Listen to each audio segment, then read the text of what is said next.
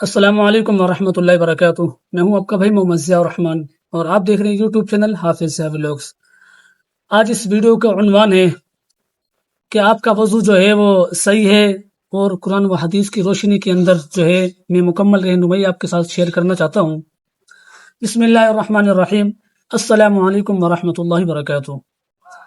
الحمد للہ نحمده ونستعینه ونستغفره ونؤمن به ونتوکل علیہ ونعوذ بالله من شرور أنفسنا ومن سيئات أعمالنا، من يهده الله فلا مضل له ومن يضلل فلا هادي له، وأشهد أن لا إله إلا الله وحده لا شريك له، وأشهد أن محمدا عبده ورسوله، أما بعد۔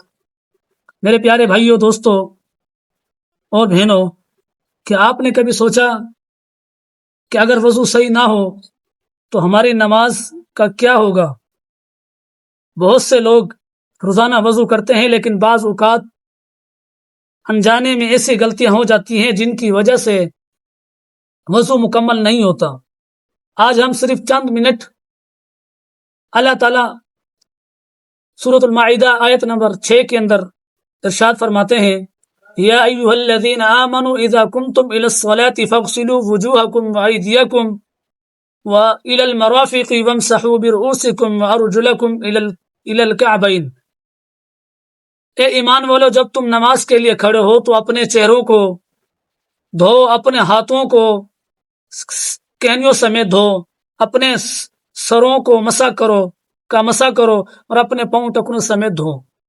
ناظرین، اس آیت سے معلوم ہوتا ہے کہ وضو کے یہ 4 کام فرض ہیں: چہرہ دھونا، ہاتھ کانوں سمیت دھونا، سر کا مسح کرنا اور پاؤں ٹخنوں سمیت دھونا۔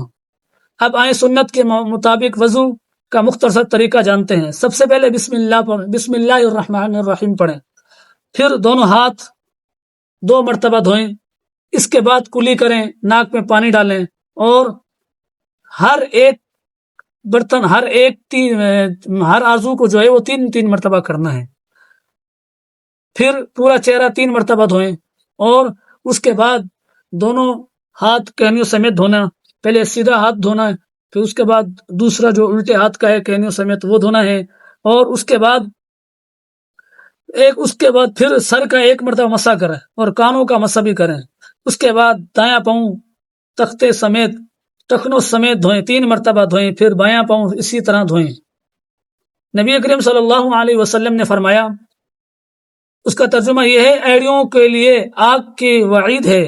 صحیح بخاری مسلم کے اندر ہے کہ اس حدیث سے معلوم ہوتا ہے کہ وضو کرتے وقت ایڑیوں کو اور پاؤں کا ہر حصے اچھی طرح دھوئیں۔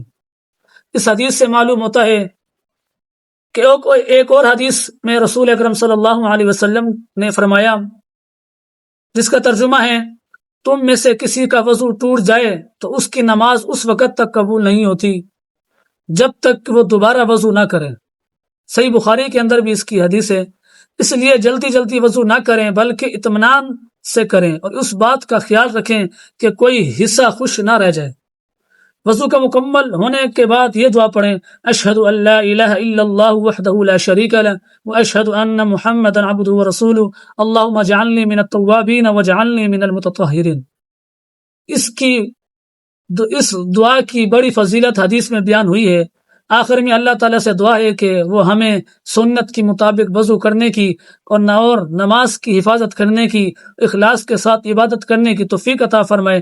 اگر آپ کو یہ ویڈیو جو ہے وہ پسند آئی اور اس کو کچھ سیکھنے کو ملا تو ویڈیو کو ضرور لائک کریں، اپنے دوستوں کو اور رشتہ داروں کو جو ہے وہ شیئر کریں، اور ہمارے چینل کو سبسکرائب کر کے بیل آئیکن کو ضرور دبائیں تاکہ قرآن و سنت کی روشنی میں ایسی مزید مستند ویڈیو آپ تک ہر وقت پہنچتی رہے۔ جزاک اللہ خیرہ۔